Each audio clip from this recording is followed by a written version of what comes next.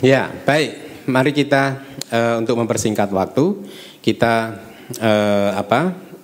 lanjutkan topik hari ketiga, yakni menghadapi kematian tanpa rasa takut.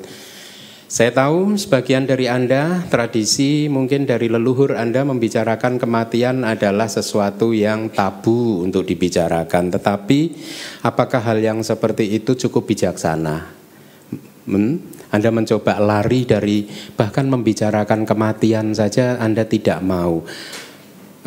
Kerugiannya adalah Anda nanti pada saat, karena kita semua pasti akan menghadapi kematian tersebut. Kalau Anda tidak mempunyai pengetahuan terhadap apa yang akan terjadi pada detik-detik terakhir di dalam kehidupan kita, maka kita akan dicekam oleh rasa takut, cemas, khawatir, bingung dan lain sebagainya.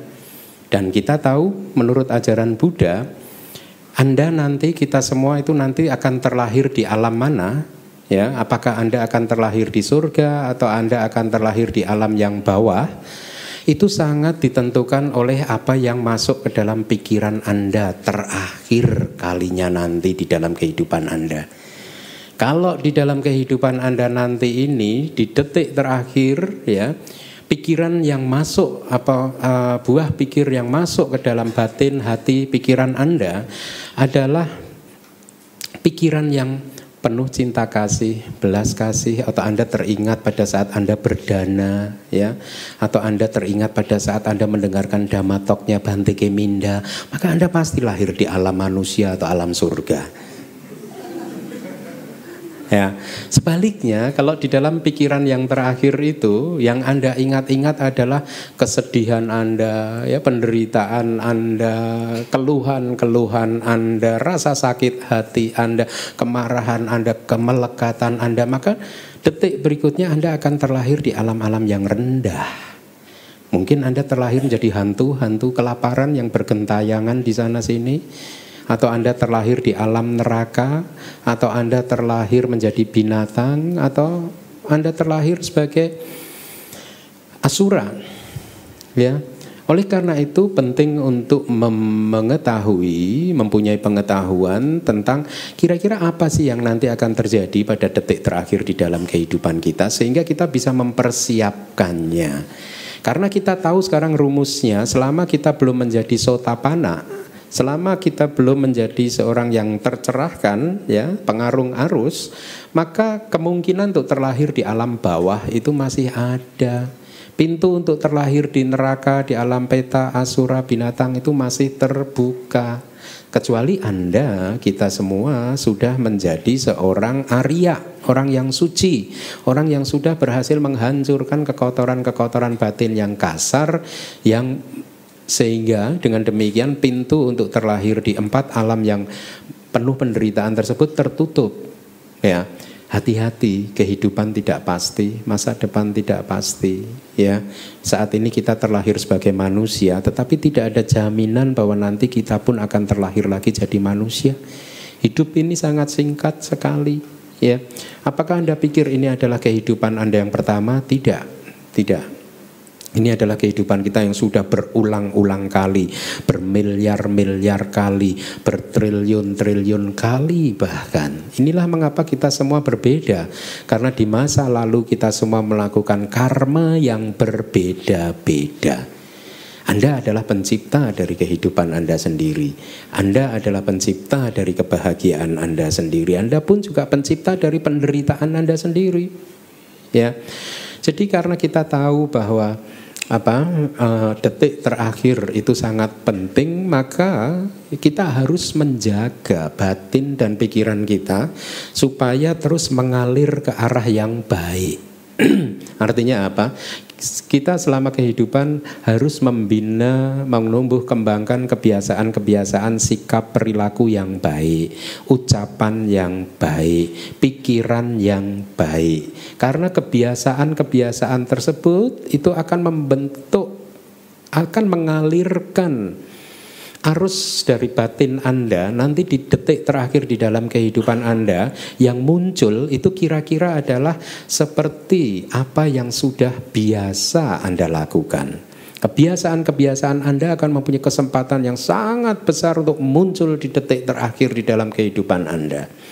Ya, Buddha mengatakan ibaratnya ada pohon yang sudah condong ke timur, melengkung ke timur, ya. Kalau pohon yang sudah melengkung ke timur ini ditebang, dia akan jatuh kemana? Jatuh ke timur, tidak mungkin jatuh ke barat. Demikian pula batin yang sudah terbiasa condong ke arah cinta kasih, condong ke arah belas kasih, condong ke arah senantiasa berpikir positif, penuh kebijaksanaan. Kalau nanti batin yang seperti ini dalam tanda kutip ditebang, dia akan jatuh ke alam mana? Ke alam yang penuh kebahagiaan. Ke alam manusia atau ke alam-alam dewa, alam surga. Nah sebaliknya, kalau Anda mempunyai kebiasaan batin penuh kecurigaan, sering berpikir negatif, penuh kemarahan, kebencian, dendam dan lain sebagainya, maka kalau ditebang batin yang seperti itu, dia akan jatuh kemana? Jatuh ke alam yang penuh penderitaan. Ini sudah hukum alam. Ibaratnya saja gelombang radio. Anda lihat sekarang kita udah jarang mungkin dengerin dengerin radio ya. Tetapi zaman saya mahasiswa dulu, radio itu adalah teman setia pada saat saya belajar ya, tahun-tahun pertengahan tahun 80-an ya.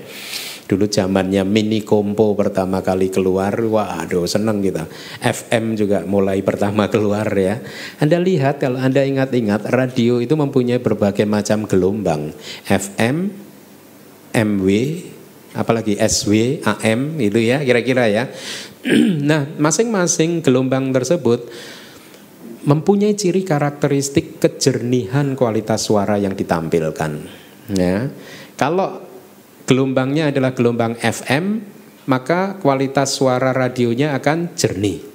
Kalau sedikit berisik, dia akan masuk ke gelombang AW.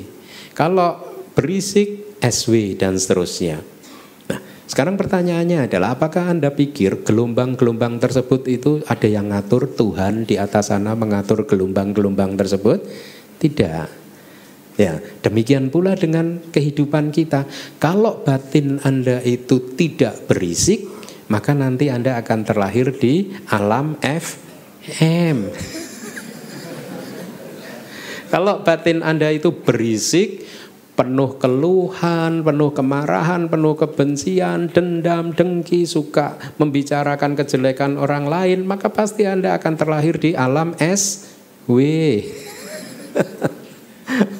Ini hukum alam, tidak ada yang mengaturnya. Semua akan terjadi dengan sendirinya ya. Didorong oleh kekuatan karma kita, kemana nanti kita akan terlahir. Oleh karena itu sangat penting untuk mengusahakan batin yang tetap positif di detik-detik terakhir di dalam kehidupan Anda nanti. Bukannya malah menaruh dendam, bukannya malah menaruh kecurigaan, meluapkan kemarahan, tidak bisa menerima rasa sakit, berteriak-teriak. Karena hal seperti itu percuma saja. Kalau Anda, seseorang meninggal dunia dengan penuh kemarahan kenapa saya sakit kanker dan seterusnya, dia detik berikutnya pasti akan terlahir di alam yang penuh penderitaan. Ini sudah hukum ya. Pada suatu hari, saya nggak tahu ini udah cerita di sini belum, mudah-mudahan belum. Seorang suami mendekati detik-detik terakhir di dalam kehidupannya, berada di dalam rumah sakit. Dia tahu bahwa sebentar lagi dia akan meninggal dunia ya. Tetapi dia masih memendam kecurigaan. Dia masih memendam rasa tidak percaya terhadap istrinya, karena dia udah bertahun-tahun dia simpan, dia curiga bahwa istrinya telah tidak jujur terhadap dia. Istrinya serong. Karena apa? Karena dari 5 anak, kalaupun pernah, saya yakin hanya versi pertama dari cerita ini ada versi keduanya nanti. Maka dengarkan baik-baik. Versi kedua. Karena dari 5 orang anak, dia curiga anak yang nomor 5 itu wajahnya beda dari 4 yang pertama. Pasti ini yang terakhir ini hasil dia serong dengan laki-laki lain. Tapi sang suami selama masih hidup nggak berani menanyakan pada istrinya semata-mata karena takut menyinggung perasaan istrinya. Kemudian nanti efeknya malah rumah tangganya hancur dan lain sebagainya. Maka dia simpan saja. Dia simpan terus, tetapi pada detik terakhir sebelum dia meninggal dunia dia nggak tahan. Dia tidak tahan. Daripada saya meninggal dunia dengan kecurigaan, nanti kata Bante Keminda saya lahir di neraka, lebih baik sebelum ini saya clearkan, saya bereskan urusan yang satu ini.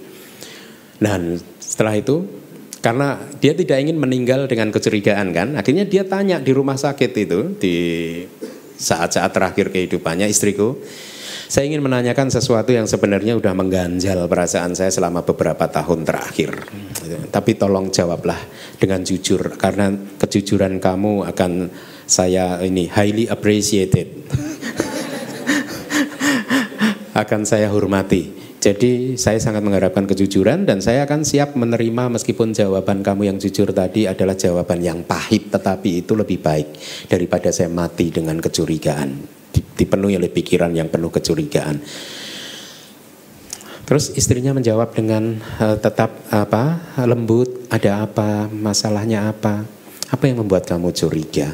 Sudahlah, kamu sudah dalam keadaan yang seperti ini tidak baik menanyakan hal-hal yang nanti mungkin akan membuat kamu guncang batin kamu. Enggak apa-apa. Saya sudah pikirkan berulang-ulang, saya akan siap menerima asal kamu jujur. Kejujuran kamu menjamin kedamaian hatiku. Wah. Kan kata Bante Keminda, kalau aku nanti mati damai kan lahir di surga. Kamu harus jujur. Baik. Apa yang kamu ingin tanyakan? Ini begini, kita punya anak 5, sekarang jujur aja ya. Anak kelima yang terakhir itu wajahnya berbeda dari 4 yang lain. Saya sekarang ingin tanya, jawablah dengan jujur, siapa ayah dari anak tersebut? Istrinya menjawab, papa mah, janganlah berpikir yang negatif, itu anak kamu Pak gitu. Jujur kamu jawab, iya Pak, masa saya berani bohong pada orang yang sudah mau melanjutkan perjalanan, jujur. Oh syukurlah kalau begitu. Akhirnya dia tersenyum kan, si suami tadi meninggal dunia dengan tersenyum, akhirnya dia lahir di surga, 1 detik gitu. Udah lahir langsung di surga, detik berikutnya dia, memang kan kalau lahir di surga kan detik ini mati, detik berikutnya udah langsung gede, umur 16 tahun gitu, di surga ya. Tetapi istrinya melakukan kesalahan fatal. Nah ini versi keduanya.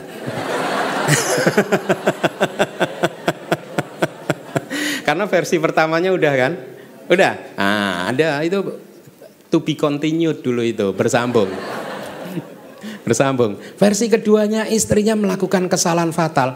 Setelah suaminya meninggal dunia, 1 detik dia udah lahir di surga. Istrinya kemudian anjali begini, berkata dalam hati, untung yang dia tanyakan anak yang kelima. Coba yang ditanyakan 4 yang pertama kan saya jawab apa?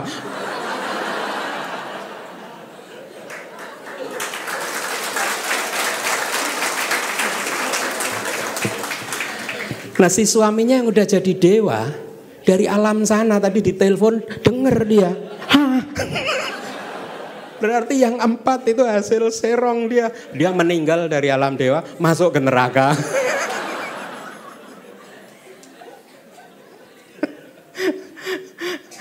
Karena dia meninggal dari alam dewa dengan kemarahan ya. Nah, Anda harus tahu situasi psikologis yang dihadapi oleh seseorang yang mau meninggal dunia ya. Ya itu kan ada kan, siapa tadi yang serong gitu. Nah oleh karena itu Dhamma Talk malam ini menjadi sangat penting buat Anda, supaya Anda mendapatkan pengetahuan gambaran yang jelas sesuai dengan yang diajarkan oleh Buddha. Mari kita lihat apa yang dikatakan oleh Buddha. Pada suatu hari ada seorang Brahmana yang bernama Janusoni. Dia berkata kepada Buddha, kira-kira menurut dia berkata begini, bahwa menurut pengetahuan dia, tidak ada orang yang tidak takut akan kematian. Semua orang pasti takut akan kematian. Ya, itu menurut Brahmana Janusoni. Tapi Buddha menjawab dengan sangat bijaksana sekali. Beliau berkata, ada orang yang takut, tetapi ada juga orang yang tidak takut akan kematian. Ya. Jadi ada orang yang takut, memang benar. Tetapi ada juga orang yang tidak takut akan kematian. Mari kita lihat. Orang yang takut akan kematian di dalam sutta tersebut diperinci ada 4 kalau saya tidak salah. Yang pertama adalah mereka yang belum terbebaskan dari kesenangan-kesenangan indrawi. Anda kalau selama hidup ini Anda belum terbebaskan dari kesenangan-kesenangan indrawi, artinya Anda masih melekat pada objek mata, melekati pada suara, objek telinga Anda dan seterusnya, maka pada saat detik terakhir di dalam kehidupan Anda pasti akan ada rasa ketakutan untuk berpisah dengan itu semua, ya. Kemudian yang kedua adalah orang yang melekati tubuh ini. Nah, ini buat yang tubuhnya six packs. Ada nggak yang di sini six packs? Karena dia merawat tubuh setiap hari gitu, baik yang wanita kan juga merawat tubuh. Aduh, meninggal dunia, percuma dong kemarin saya ke Korea Selatan. Ya.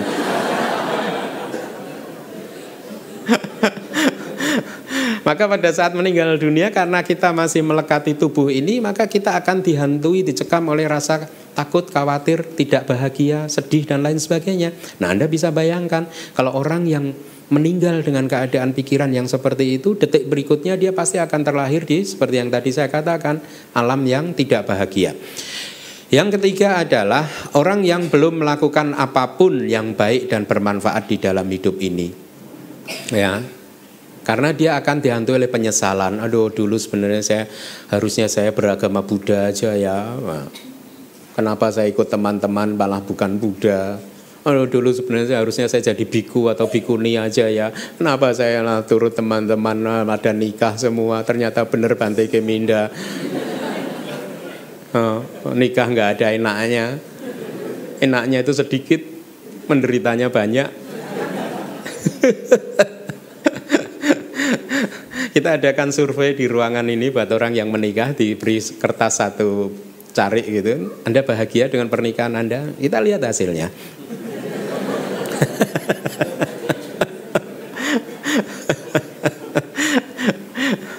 Ya, orang yang belum melakukan apapun yang baik dan bermanfaat di dalam kehidupan ini, kemudian juga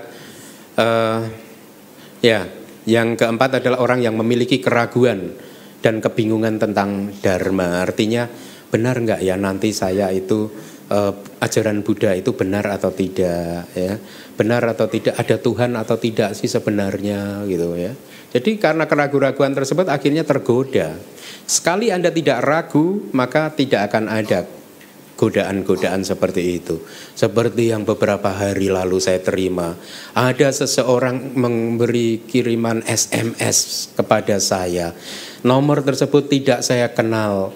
SMS tersebut isinya, "Hai, saya Lina, seorang sudah lulus tapi masih jomblo. Kenalan yuk, siapa tahu kita jodoh."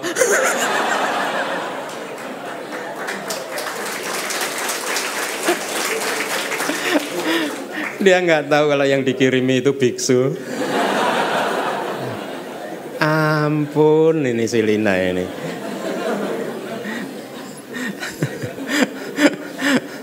Nah, mari kita lanjutkan. Tadi adalah orang yang takut akan kematian. Lalu kita lihat, ada orang yang tidak takut akan kematian. Tadi yang dikatakan oleh Buddha.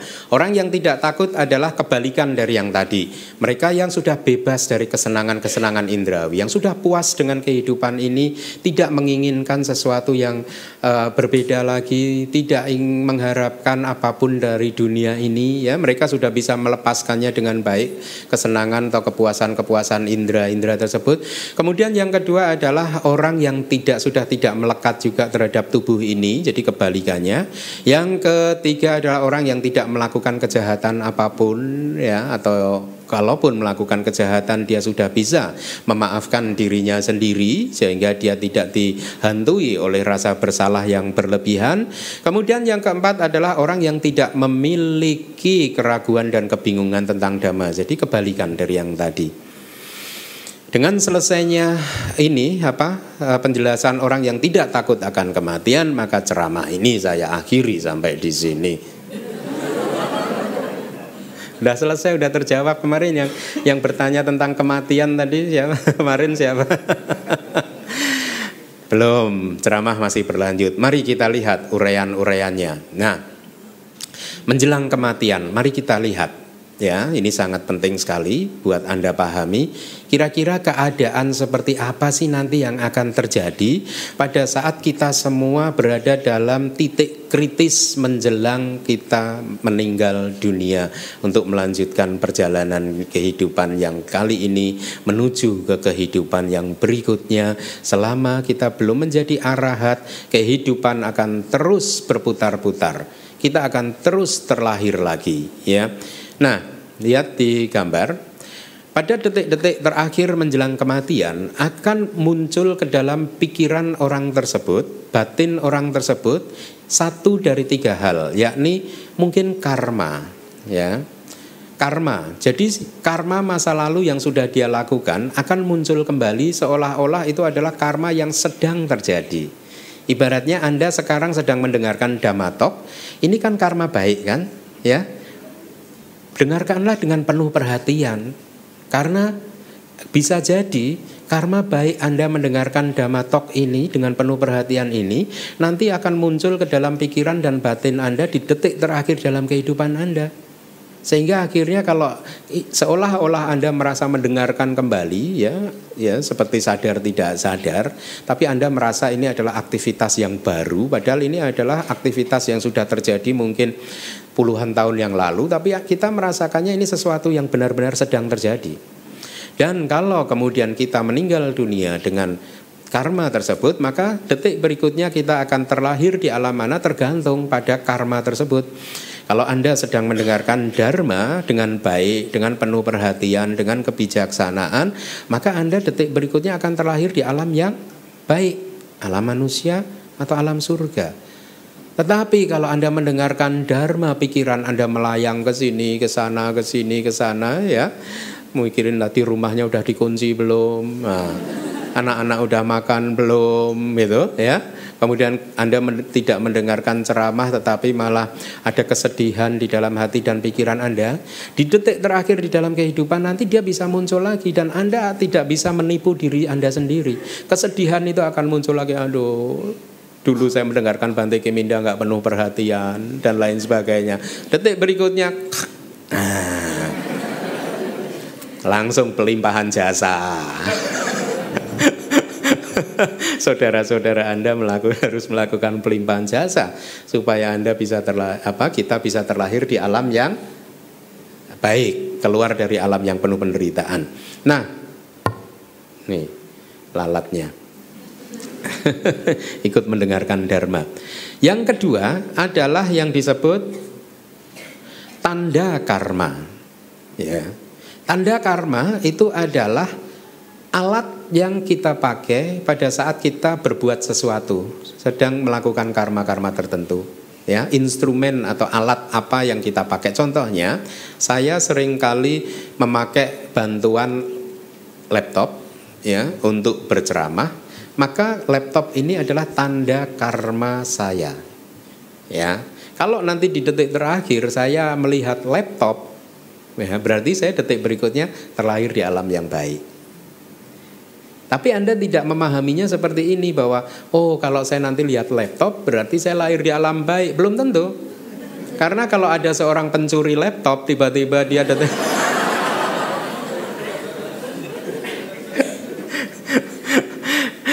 maka detik berikutnya dia akan lahir di neraka, ya. Tergantung, karena ini tanda karma. Si pencuri laptop, ya, teringat bahwa ini adalah hasil pencurian, maka ini karma buruk buat saya. Laptop adalah alat bantu saya untuk menyebarkan dharma, maka laptop adalah tanda karma baik saya. Nah, yang ketiga adalah tanda tujuan. Tanda tujuan itu adalah tanda simbol di mana nanti kita akan terlahir. Kalau seseorang melihat api, maka ini adalah simbol, tanda bahwa dia nanti akan terlahir di neraka. Kalau seseorang melihat pohon yang rimbun, maka ini adalah simbol dia mungkin akan terlahir sebagai asura atau mungkin binatang, ya. Kalau dia melihat makanan, minuman atau objek-objek kepuasan-kepuasan indera-indera kita, mungkin dia akan terlahir di alam peta hantu-hantu kelaparan. Kalau dia melihat kandungan seorang ibu, maka dia mungkin akan terlahir sebagai manusia. Kalau dia melihat istana surga yang keemasan, kuning keemasan atau kereta emas, mungkin dia akan terlahir di alam surga. Ya, detik berikutnya dia akan terlahir di alam surga. Jadi di mana kita akan terlahir, dia memunculkan simbol atau tanda-tanda. Nah, salah satu dari ketiga hal tersebut bisa muncul di salah satu dari 6 indera kita. Kita mempunyai 6 indera, yakni indera mata, telinga, hidung, lidah, tubuh, dan pikiran. Dia bisa muncul di salah satu dia tersebut. Mungkin pada detik terakhir kalau tanda atau karma atau apapun itu muncul melalui mata, orang yang mau meninggal dunia, dia akan tiba-tiba bisa berpikir, siapa itu yang ada di depan pintu itu? Ya. Jadi papa saya, jadi kira-kira 3 tahun sebelum meninggal dunia itu saya sudah punya firasat bahwa dia kayaknya tidak akan lama lagi gitu. Tapi ternyata tidak lama itu artinya 3 tahun. Tetapi firasat itu sudah ada. Karena 3 tahun sebelum dia meninggal, dia sering berbicara sesuatu yang menurut orang yang tidak paham dharma adalah sesuatu yang aneh. Ya. Jadi pada saat kita sedang ngobrol di ruang tamu begitu bersama dengan keluarga, papa saya bisa tiba-tiba bicara, tolong itu pagarnya dibuka, ada tamu yang mau masuk. Kemudian kita buru-buru kan lari ke depan menengok di pagar, ternyata nggak ada satu orang pun, ya. Atau pas lagi ngobrol dia bisa tiba-tiba, siapa yang bawa bunga tertentu begitu? Kok saya bau harum bunga ini itu gitu. Padahal kita semua nggak mencium bau harum bunga apapun, ya. Atau tiba-tiba dia bisa bicara seperti ini, siapa tadi yang bicara ini? Siapa yang panggil saya tadi? Dia bisa begitu, ya. Karena saya mengerti dharma, pada saat itu saya sudah sadar bahwa ini adalah apa yang dia sudah memasuki masa-masa akhir di dalam kehidupannya. Dia sesungguhnya melihat sesuatu. Dia mendengar suara-suara. Dia memang benar mencium harum bunga yang kita semua tidak bisa mengalaminya. Kita tidak melihat apa yang dia lihat. Kita tidak mendengar apa yang dia dengarkan. Ya. Jadi kalau orang tua Anda melakukan hal-hal seperti itu, Anda jangan jengkel. Ya, yang sabar. Anda harus tahu bahwa orang tua Anda, orang tua tersebut sedang memasuki babak akhir di dalam kehidupannya. Oleh karena itu kita harus mengembangkan cinta kasih kita, ya. Kemudian mengembangkan kebijaksanaan kita untuk bisa membuat orang tersebut, entah orang tua kita atau siapapun itu juga bisa tenang menghadapi detik terakhir di dalam kehidupannya, ya. Jadi dan buat kita semua juga dibutuhkan satu ketenangan pada saat kita menghadapi detik-detik terakhir dalam kehidupan ini. Jauhkan pikiran dari hal-hal yang jahat.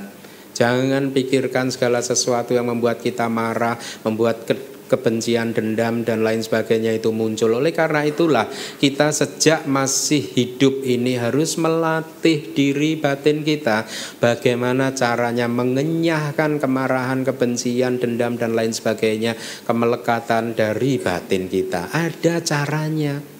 Jangan digenggam-genggam terus. Anda harus tahu teknik untuk melepaskan semua itu. Karena sesungguhnya yang kinci samudaya damang sabang tang liroda damang.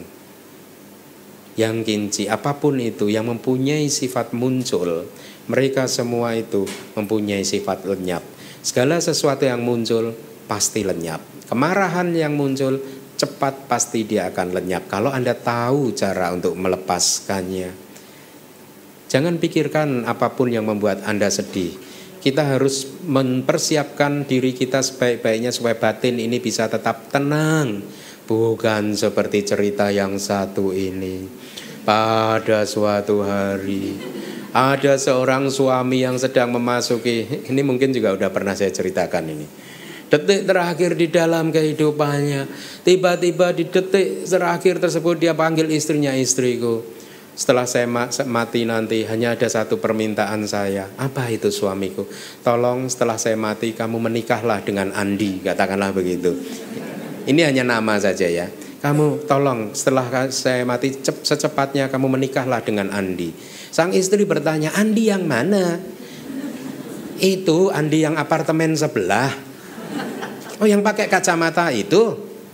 Dia istrinya udah matanya udah kedip-kedip gitu. Bukannya kamu benci sama dia? Bukankah itu musuh bebuyutan kamu? Bukankah seumur hidup kamu marah terus setiap saat mengingat nama wajah dia? Kemudian suaminya menjelang mati menjawab, iya benar, dia adalah musuhku, saya benci dia. Karena saya benci dia, makanya setelah mati saya ingin dia menikah dengan kamu, biar dia tahu rasanya menderitanya punya istri seperti kamu.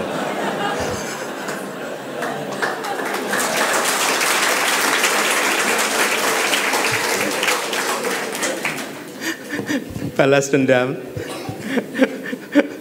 Jangan, bebaskan pikiran kita dari hal-hal atau emosi-emosi yang negatif. Kita harus menghadapi detik-detik terakhir tersebut dengan penuh ketenangan. Nah, mari kita lanjutkan lagi, kematian. Kita membicarakan kematian, ya. Hukumnya adalah mereka yang sudah lahir pasti mati. Anda sudah lahir belum? Maka bersiaplah menerima bonus Anda. Bonus dari kelahiran adalah kematian. Tidak terhindarkan, ya. Maka lebih baik kita pahami apa yang akan terjadi dalam detik-detik menjelang kematian kita, ya. Setiap detik kita berjalan mendekati kematian, pagi, siang, malam, ya. Bahkan pada saat Anda tadi jam 6 Anda masih di rumah, ya. Dibandingkan sekarang jam 9 Anda sudah berada di sini, Anda sekarang ini sudah 2 jam lebih dekat pada kematian Anda daripada Anda di rumah. Lihat, Anda datang ke wihara, Anda malah dekat kepada kematian. Udah. Berarti mending di rumah aja ya Bante. Ya. Nah, setiap detik kita berjalan mendekati kematian. Kemudian mari kita lihat apa yang dikatakan oleh Buddha tadi, kita analisa, ya. Mereka yang belum terbebaskan dari kemelekatan indera-inderanya, mereka masih melekat terhadap, misalkan Anda, mata Anda masih melekati objek matanya, telinga Anda juga masih melekati objek telinga Anda masih menyukai suara pasangan Anda atau suara musik favorit Anda pasti akan takut untuk berpisah dengannya. Mari kita lihat, mungkin pada detik-detik terakhir seperti yang di dalam gambar tersebut, orang ini akan masuk dalam batinnya seolah-olah dia melihat seseorang, dia melihat sesuatu melalui matanya, atau mungkin dia akan mendengar suara-suara yang entah suara yang dia lekati, yang dicintai, entah itu musik atau suara panggilan dari orang-orang yang dicintai, atau mungkin suara istri, suami, anak, dan lain sebagainya. Suara-suara yang mengingatkan dia pada cinta atau nafsu dia, sehingga dia akhirnya teringat, aduh sebentar lagi saya akan berpisah dengan suara-suara tersebut. Maka Anda lihat, orang yang meninggal dengan ketakutan dan kekhawatiran seperti ini pasti detik berikutnya dia akan menderita. Kemudian mungkin melalui hidungnya akan masuk aroma parfum kesayangannya yang dia lekati, tidak mampu dia lepaskan. Atau mungkin masuk ke dalam lidahnya dia enak ya hamburger ini.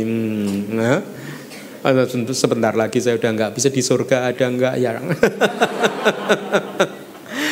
Kalau lahir di surga, kalau Anda melekat jangan berharap kita terlahir di surga. Oh, sebentar lagi nggak bisa ketemu hamburger, oh udah mudah-mudahan di surga. Nggak bakal, karena itu adalah bentuk kemelekatan. Detik berikutnya kita akan terlahir di alam yang rendah. Atau mungkin dengan objek dari kulit sentuhan Anda, ya, mungkin sentuhan kain sutra yang lembut yang Anda lekati, atau sentuhan-sentuhan Anda terhadap orang yang Anda cintai, terhadap anak Anda, sentuhan Anda ke istri, suami Anda, dan lain sebagainya. Ya, Bisa jadi mereka satu persatu akan muncul ke dalam arus kesadaran kita, ya, seperti apa yang saya perhatikan yang terjadi pada almarhum papa saya, ya. Atau mungkin seperti seolah-olah melamun ada di dalam pikiran kita saja, kebahagiaan Anda bersama keluarga Anda, bersama anak, istri, suami. Anda teringat pada saat-saat kebersamaan tersebut, dan kemudian Anda sadar bahwa sebentar lagi Anda tidak bisa berkumpul dengan mereka. Maka pertanyaannya adalah, kalau seseorang meninggal dunia dengan keadaan batin yang dicekam oleh rasa takut karena akan berpisah dengan hal-hal tadi, di manakah dia akan terlahir kemudian? Pasti di alam yang penuh penderitaan, ya. Nah, kita sampaikan proses psikologis seperti ini kepada Anda semua, supaya Anda mulai dari sekarang bisa mengantisipasinya, ya, supaya nanti di detik terakhir tidak mengalami hal-hal seperti ini. Nah, kemudian tadi dalam sutanya yang kedua, orang yang melekati tubuh ini. Nah,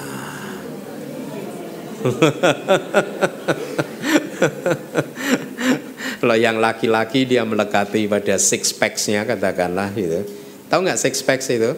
Six itu kan 6, artinya kalau dilihat dari samping laki-laki tersebut seperti angka 6. Six packs. Saya itu juga mirip angka 6 kalau dari samping. Nah, saya sampaikan cerita dalam kitab suci kita, cerita tentang Nakula Pita, ya. Ini adalah seorang tua yang sudah mendekati detik terakhir di dalam kehidupannya. Dia murid Buddha yang sangat bakti kepada Buddha, karena seumur hidupnya dia setiap hari mengunjungi Buddha. Kalau Buddha tinggal di hutan di dekat tempat tinggalnya, dia akan terus ke hutan setiap hari, entah berdana makanan, mendengarkan dharma, dan seterusnya. Pada suatu hari dia sadar bahwa kehidupannya tidak akan lama lagi. Oleh karena itu dia datang kepada Buddha dan bertanya kepada Buddha, satu dharma dari Buddha, berikan saya dharma yang terakhir, karena saya merasa setelah ini mungkin saya tidak akan mampu ke sini lagi. Saya ingin mendapatkan dharma dari Buddha, satu saja. Kemudian Buddha menjawab, memberikan dharma, ya, seperti ini kira-kira. Nakula Pita, biarkan tubuh kamu yang sakit, tetapi jangan pernah biarkan batin kamu juga sakit, ya. Jadi kalau ini adalah nasihat yang sangat berharga, bahwa sesungguhnya tubuh dan batin adalah keadaan yang berbeda. Seseorang yang mendekati kematiannya tersiksa karena penyakit kanker dan lain sebagainya, mereka sesungguhnya hanya sakit tubuh jasmani saja. Batin mereka adalah energi yang terpisah yang bisa dibuat untuk tetap tenang dan damai. Tubuh sakit bukan berarti batin harus ikut sakit, ya. Batin kita bisa tenang. Nah, inilah yang harus kita. Oleh karena itulah kita harus melatih dengan meditasi, dengan memberikan satu pemahaman ke dalam batin kita, kebijaksanaan bahwa ternyata memang tubuh jasmani ini adalah hal yang berbeda dengan batin kita. Dengan demikian, karena setiap seseorang yang menghadapi detik terakhir di dalam kehidupannya, tubuh akan memberikan rasa sakit yang luar biasa. Kalau dia bisa membedakan tubuh dan batin tersebut, maka dia akan bisa menerima keadaan tubuh yang sakit tersebut dengan batin yang tenang, ya. Kemudian, ya, penderitaan sebagai akibat ketakutan akan berpisah dengan tubuh ini, tadi sudah saya jelaskan. Kemudian yang berikutnya adalah yang ketiga, orang yang belum melakukan apapun yang baik dan bermanfaat. Ya, sejak tahun 70-an ada satu faham di barat sana yang berkembang bahwa hedonisme, satu faham untuk yang mengencourage, yang menganjurkan atau menganjurkan diri sendiri dan orang lain untuk menikmati kehidupan ini semaksimal mungkin, karena menurut mereka kehidupan ini hanya sekali saja. Oleh karena itulah ada seks bebas di sana dan seterusnya. Itu semua adalah efek dari paham yang mereka anut. No heaven seperti di dalam gambar tersebut, no hell, no problem. Lihat di gambar tersebut. Jadi mereka adalah orang yang menurut paham mereka, karena tidak ada kehidupan setelah ini, maka mereka akan terus menikmati kehidupan ini sepuas-puasnya, tidak mempedulikan perbuatan baik. Buat apa karma baik, toh setelah ini tidak ada kehidupan lagi. Oleh karena itulah, kalau orang seperti ini menghadapi saat-saat terakhir di dalam kehidupannya, karmanya tidak bisa membohongi dia lagi. Pasti dia akan, di dalam batinnya muncul satu dari tiga hal tadi: karma, kama nimita atau gati nimita. Karma, tanda karma atau tujuan karma. Dia akan muncul. Ya, oleh karena itulah penyesalan akan muncul. Ya, aduh, saya menyesal kenapa kemarin saya puas-puaskan hidup ini untuk memuaskan indera-indera saya. Ya, sayangnya penyesalan tuh datangnya selalu saja terlambat. Ya, karena kalau datangnya di awal itu namanya bukan penyesalan, namanya apa? Hah? Pendaftaran. Ya, terima kasih. Kalau datangnya di awal namanya pendaftaran, bukan penyesalan. Benar. Kalau penyesalan selalu datangnya terakhir. Dia malas, bukan murid yang rajin, jadi datangnya terakhir. Nah, sekarang kita lihat dasar atau landasan munculnya penyesalan. Yang membuat Anda menyesal itu adalah satu dari dua hal ini. Perbuatan jahat yang telah kita lakukan di masa lalu itu bisa menjadi dasar munculnya penyesalan. Atau yang kedua, perbuatan baik yang tidak kita lakukan. Di masa lalu saya punya kesempatan untuk berbuat baik, tidak saya lakukan, maka akan muncul penyesalan. Di masa lalu sebenarnya saya pengen jadi biksu, tapi saya nggak jadi biksu, akhirnya malah berumah tangga. Benar kata Bante Keminda, berumah tangga. Penyesalan akan muncul. Di masa lalu Anda punya kesempatan untuk jadi bikuni, malah nggak jadi bikuni. Nah, nggak, saya terlalu ekstrim. Saya nggak, berumah tangga itu juga baik, ya. Berumah tanggalah yang saling menumbuh kembangkan, ya. Jangan terjebak pada paham teori bahwa orang berumah tangga itu harus saling berkorban. Tidak. Dalam berumah tangga harusnya tidak ada istilah saling berkorban. Karena rumah tangga yang didasari oleh sikap saling berkorban adalah rumah tangga yang tidak sehat. Seseorang yang berumah tangga, suami istri yang berumah tangga, seharusnya tidak saling berkorban. Suami istri yang berumah tangga seharusnya saling menumbuh kembangkan, bukan malah saling berkorban. Secara teori Anda sebelum berumah tangga Anda punya modal 70, begitu Anda berumah tangga Anda korbankan 20 jadi 50. Bukan seperti itu. Sebelum berumah tangga Anda modalnya 70, setelah berumah tangga Anda lengkap 100%. Oleh karena itu suami dan istri harus saling mendukung, saling menumbuh kembangkan sadanya, keyakinannya, sila moralitasnya, ya. Kemudian kemurahan hatinya, cinta kasihnya harus saling ditumbuh kembangkan. Nah, mari kita lanjutkan karena waktunya sudah mulai ini. Yang keempat adalah ragu terhadap dharma. Ya, tadi dari sutanya, ragu terhadap dharma itu apa sih? Dari mana sih saya berasal? Ya, kemudian kira-kira kemana nanti saya? Ya. Nah, sekarang saya akan sampaikan proses psikologis yang terjadi pada semua orang. Ya, dari kontak muncul perasaan, dari perasaan muncul nafsu keinginan, karena nafsu keinginan maka penderitaan muncul. Apa yang disebut kontak? Kontak adalah pertemuan antara indera-indera kita dengan objeknya masing-masing. Contohnya, indera mata Anda bertemu dengan saya, akhirnya muncullah kesadaran melihat. Anda bisa melihat saya karena ada pertemuan dua benda yang disebut indera mata Anda dan saya. Indera mata Anda dan saya berbenturan, indera mata Anda dan saya sebagai objek mata Anda berbenturan sehingga akhirnya Anda bisa melihat ke arah saya. Pertemuan dari tiga hal tadi, indera mata Anda, saya sebagai objeknya, dan kesadaran mata Anda, itu disebut kontak secara teknis. Dari kontak ini akan muncul perasaan. Nah, disinilah titik krusial dari proses psikologis manusia. Pada saat perasaan muncul, kita mempunyai dua pilihan. melekatinya sehingga memunculkan nafsu keinginan, atau melepaskannya. Ya, sehingga akhirnya dari perasaan tidak menghasilkan nafsu keinginan, sebaliknya dari perasaan akan menghasilkan kebijaksanaan. Dengan demikian kebijaksanaan akan selanjutnya akan membawa kebahagiaan. Ya. Nah, ini kunci di dalam menghadapi detik terakhir di dalam kehidupan atau bahkan di dalam kehidupan Anda sehari-hari. Anda amati perasaan-perasaan Anda, kemudian amati dengan sangat dekat sekali dan kemudian lepaskan. Jangan sampai Anda terbelenggu atau terperangkap dalam perasaan yang sedang muncul, karena perasaan seperti itu kalau Anda terbelenggu, maka detik berikutnya yang muncul adalah nafsu-nafsu keinginan. Dan nafsu keinginan sesuai dengan ajaran Buddha, kebenaran mulia yang kedua adalah sumber dari penderitaan. Nah, berikutnya mari kita lihat orang yang tidak takut terhadap kematian.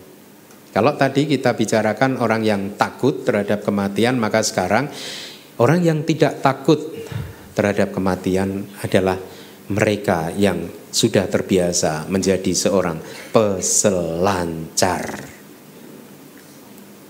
Kemarin sudah saya sebutkan, seseorang yang hobinya berselancar, dia tidak membutuhkan danau yang tenang.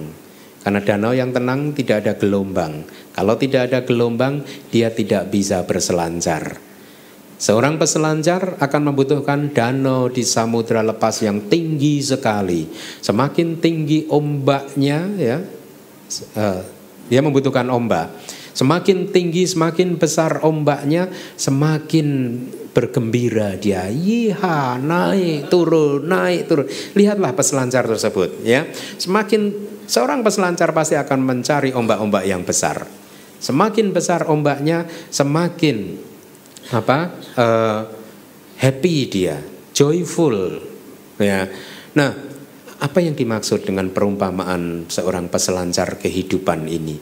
Seorang peselancar kehidupan adalah mereka yang sangat terampil untuk mengamati naik dan turunnya perasaan-perasaan dia, naik dan turunnya emosi-emosi dia. Amatilah dari jarak yang sangat dekat sekali, supaya Anda bisa melihat bahwa sesungguhnya apapun yang sedang muncul dan kemudian lenyap itu bukanlah sesuatu yang menakutkan, bukanlah sesuatu yang solid, bukanlah sesuatu yang mempunyai inti yang tidak berubah-ubah. Sering sekali kita tidak bisa menahan kemarahan kita karena sesungguhnya kita pun takut terhadap kemarahan kita. Kita benar-benar dihantui, dicekam oleh rasa marah tersebut. Kita anggap kemarahan ini adalah sesuatu yang padat, sesuatu yang solid, yang benar-benar nyata. Tetapi sebenarnya kemarahan, demikian pula dengan keadaan-keadaan batin yang lain seperti cinta kasih, belas kasih, kebijaksanaan dan lain-lain, keadaan batin apapun, mereka semua tidaklah nyata. Beberapa hari yang lalu, akhir Desember, saya mengadakan pabaja. Di dalam pabaja tersebut, kita ada di pabaja di hutan, dan kebetulan karena musim dingin, sering sekali turun kabut yang sangat tebal sekali. Bayangkan kalau Anda melihat kabut yang sangat tebal sekali. Kalau Anda melihat kabut yang sangat tebal sekali dari jarak yang jauh, Anda akan melihat seolah-olah kabut tersebut adalah wujud yang nyata, yang padat, ya. Tetapi semakin Anda berjalan mendekati kabut tersebut, Anda akan merealisasi bahwa kabut tersebut sesungguhnya adalah wujud yang kosong, tidak padat, tidak ada apa-apanya. Anda mampu menembusnya tanpa kesulitan. Demikian pula, jadi pada saat saya melihat kabut di acara pabaja tersebut mengingatkan saya pada saat kita semua bermeditasi untuk mengamati keadaan batin kita.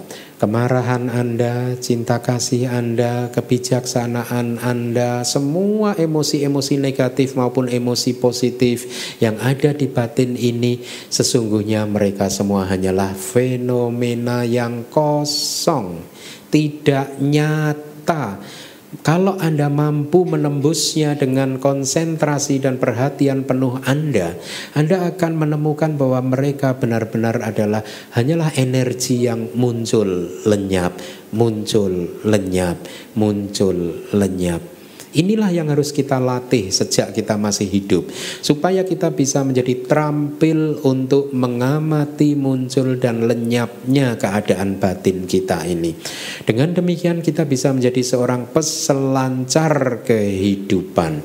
Seorang peselancar kehidupan adalah seseorang yang benar-benar hidup di masa kini, di saat ini. Anda bayangkan, kalau peselancar di dalam gambar tadi, pikirannya lari ke belakang, di belakangnya ada ombak yang siap menerkam dia pasti akan jatuh. Atau kalau pikirannya lari ke depan, dia akan lupa menjaga ketenangan dan keseimbangan papan peselancarnya. Betul tidak? Lihat di gambar di layar itu. Ya, seorang peselancar benar-benar fokus, penuh perhatian, penuh konsentrasi pada ombak yang ada di bawahnya di saat ini. Dia tidak lagi dihantui oleh rasa penyesalan terhadap masa lalunya. Dia tidak lagi dihantui oleh kekhawatiran dan ketakutan masa depan. Kalau Anda ingin bahagia, Anda harus bisa membebaskan batin Anda dari rasa penuh penyesalan terhadap apa yang sudah terjadi di masa lalu. Karena apa yang sudah terjadi di masa lalu itu sudah tidak penting lagi, sudah tidak nyata lagi, tidak eksis lagi, tidak ada manfaatnya menggenggam masa lalu. Pada saat pikiran lari ke masa lalu, begitu dia muncul, lepaskanlah dengan penuh ketenangan dan keseimbangan. Apa yang bisa kita pelajari dari masa lalu? Ya. Seringkali seperti kemarin juga sudah sempat ada yang menanyakannya tentang masa lalu. Seringkali manusia terjebak pada masa lalu hanya mengingat sesuatu yang negatif saja. Akibatnya apa? Kalau Anda mengingat pikiran-pikiran yang lalu yang sudah pernah muncul di masa lalu yang negatif, efeknya apa? Sedih, ya, menyesal. Hati Anda makin sakitnya tuh di sini.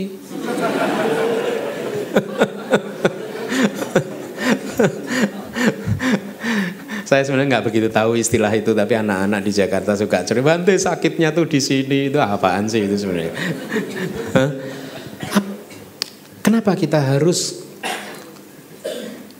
menganggap sesuatu yang sudah tidak eksis lagi sebagai sesuatu yang masih eksis, masih nyata? Akhirnya kita sendiri menderita karena itu. Bukankah itu satu hal yang rugi? Ingat, pikiran kita itu hukumnya seperti itu, seperti ini. Kalau kita mengingat-ingat hal-hal yang negatif, maka kita menderita. Kalau kita mengingat-ingat hal yang positif, kita bahagia. Nah, kita mempunyai pilihan untuk pikiran kita sendiri. Kita mau ingat yang negatif atau ingat yang positif, kita punya pilihan penuh. Oleh karena itu, latihlah. Mari kita latih supaya kita bisa senantiasa memilih yang positif, tidak memilih yang negatif. Anda harus ingat, bebaskan batin Anda dari rasa penuh penyesalan terhadap masa lalu, karena mereka semua sebenarnya sudah tidak penting lagi. Ya, lihat orang yang tidak terampil mengelola batin mereka sendiri, seringkali mereka melamun terhadap apa yang sudah terjadi di masa lalu. Kalau yang diingat adalah sesuatu yang tidak baik, maka dia tiba-tiba sedih lagi. Padahal sesuatu yang tidak baik itu nggak ada sebenarnya, udah lewat. Jadi pikiran kita ini seperti pesulap itu loh. Pesulap yang terkenal siapa? Pak Tarno. Pikiran kita itu seperti pesulap. Pesulap menciptakan ular jadi-jadian, akhirnya ular ciptaannya tadi menggigit si pesulapnya itu sendiri. Ya, akhirnya si pesulapnya menderita sendiri. Pikiran kita juga seperti itu. Pikiran Anda juga seperti itu. Anda melamun ke masa lalu, hal yang sudah lewat sesungguhnya, ya, tapi penuh kesedihan, Anda ingat-ingat lagi, tiba-tiba Anda ikut sedih lagi. Kan seperti pesulap kan pikiran Anda. Simsalabim, sedih Anda.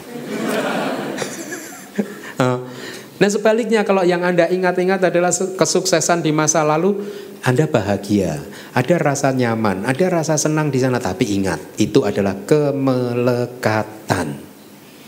Kelihatannya rasa nyaman, perasaan nyaman, bahagia benar. Tetapi perasaan nyaman dan perasaan bahagia belum tentu itu adalah kebijaksanaan.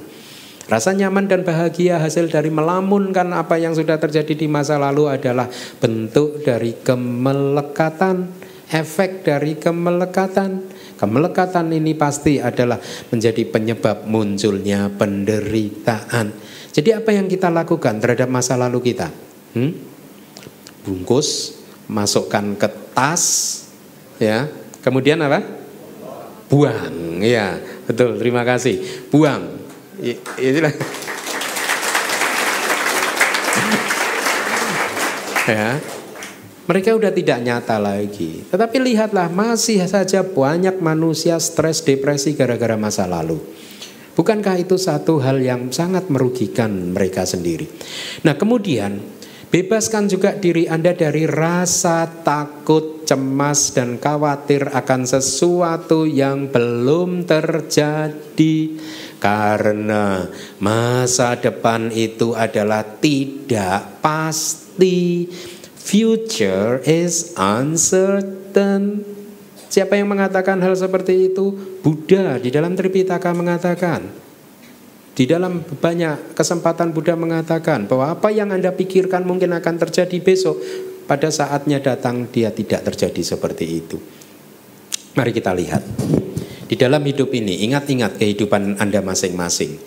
Berapa kali atau berapa persen ketakutan Anda dan kekhawatiran Anda itu terwujud, terjadi benar-benar? Saya bisa pastikan mungkin nggak sampai 10%. Nggak sampai 10%. Nah, kalau yang muncul, terjadi benar-benar muncul dan terjadi itu nggak sampai 10%, kok Anda sempat larut dalam ketakutan dan kecemasan? Bukankah itu bukan perbuatan orang yang bijaksana? Kemungkinannya hanya 10%, lupakan saja. Ya. Nah, tapi kalau yang 10% itu muncul gimana dong Bante? Kan juga takut juga, kan bisa muncul kan berarti 10%, ya. Ya meskipun 10%, jangan-jangan besok yang 10% ini yang muncul. Ingat-ingat lagi, di masa lalu, ya, kita ini adalah manusia yang sudah menjadi istilahnya expert, ahli di dalam menangani atau menyelesaikan kesulitan. Kita ini kalau urusan mengatasi kesulitan, mengatasi penderitaan, kita ini udah ahlinya. Mana buktinya Bante? Buktinya hari ini Anda duduk di sini ketawa-ketawa, berarti di masa lalu kesulitan Anda udah Anda lewatin kan? Ya tidak? Anda sudah melewati banyak kesulitan dan penderitaan di masa lalu. Makanya Anda bisa duduk di sini tersenyum. Nggak ada yang melamun, nggak ada. Ini saja sudah membuktikan pada kita bahwa kalau di masa lalu Anda itu adalah ahli di dalam menyelesaikan masalah, maka jangan takut. Di masa depan, kalau kesulitan yang 10% tadi itu muncul, Anda pasti mampu menyelesaikannya. Pasti Anda mampu menyelesaikannya. Tidak ada ceritanya di masa lalu Anda bisa menyelesaikan kesulitan-kesulitan, nanti di masa depan kalau ada kesulitan Anda nggak mampu menyelesaikan, nggak ada ceritanya. Anda pasti mampu menyelesaikannya.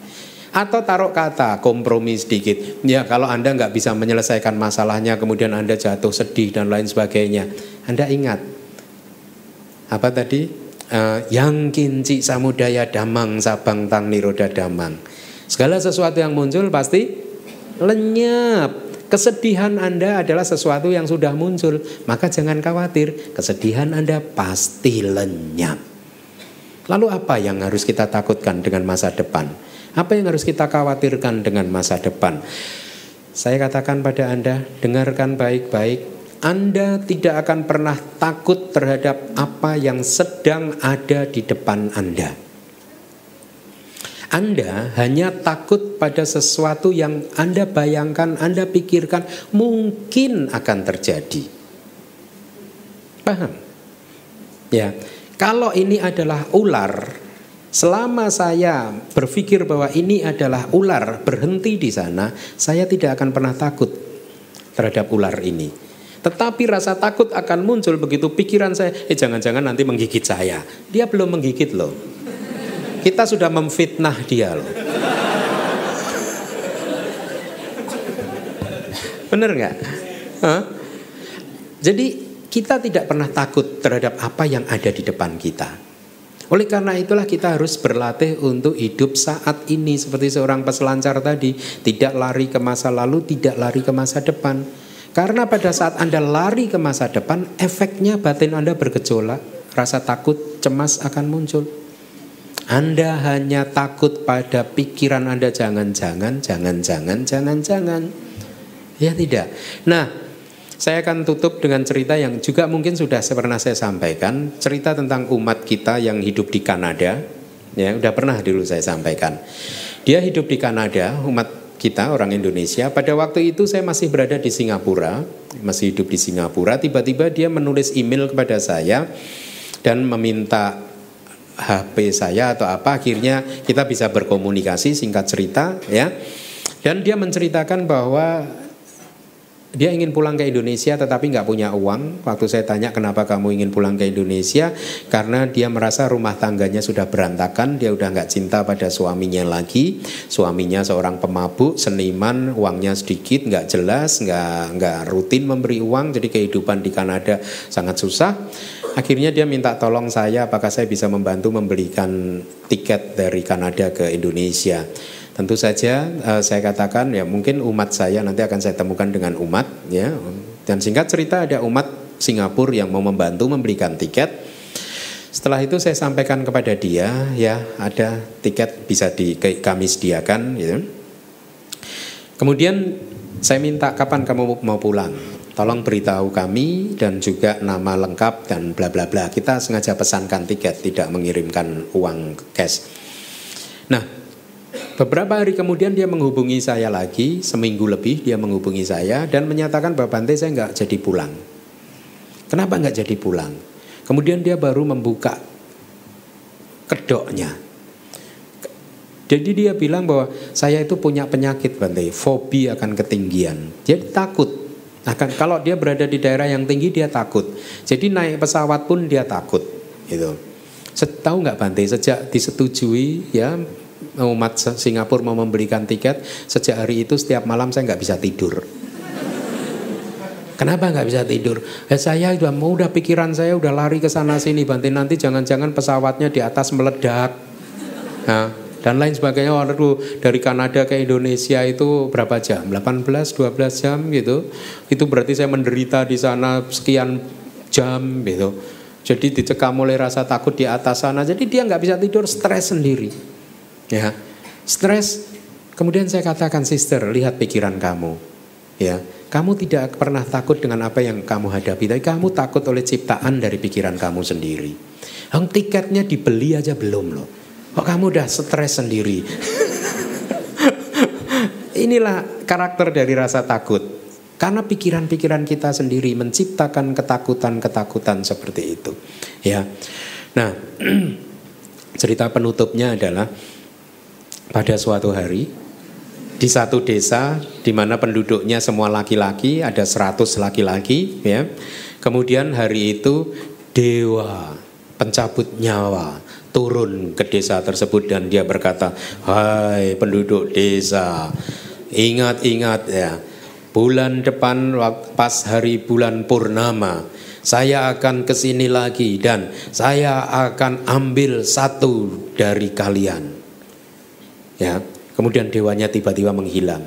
Setelah dewanya menghilang, 100 laki-laki tadi saling berpikir, satu yang mau dimatikan, siapa ya? Jangan-jangan saya.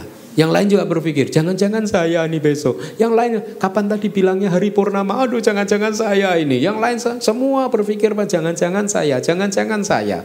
Nah, singkat cerita, bulan depan di hari purnama dewanya turun ke desa tersebut, ingin mengambil nyawa satu penduduk desa tersebut. Betapa terkejutnya dia mendapati kenyataan, ternyata 100 laki-laki tadi udah tergeletak semua. Mereka udah mati sendiri, meringankan tugas dewanya. Kenapa mereka mati? Karena sejak sebulan yang lalu tiap hari dia stres. Oh, jangan-jangan saya. Oh iya, ini bulan depan hari purnama itu pas hari apes saya. Oh, ini saya ini pasti mati semua malah. Ya. Jadi kuncinya sekali lagi, Anda tidak akan pernah takut pada apa yang ada di depan Anda. Anda hanya takut oleh ciptaan pikiran Anda yang mengelabui Anda. Kira-kira apa yang nanti akan terjadi? Jangan-jangan begini, jangan-jangan begitu. Oleh karena itu, membebaskan diri Anda dari penyesalan masa lalu dan rasa takut akan masa depan, hiduplah di saat yang sekarang ini. Batin Anda amatilah ombak-ombak batin Anda, jadilah peselancar kehidupan. Dengan demikian Anda pun nanti pada saat menghadapi detik terakhir dalam kehidupan Anda tidak takut terhadap kematian. Terima kasih.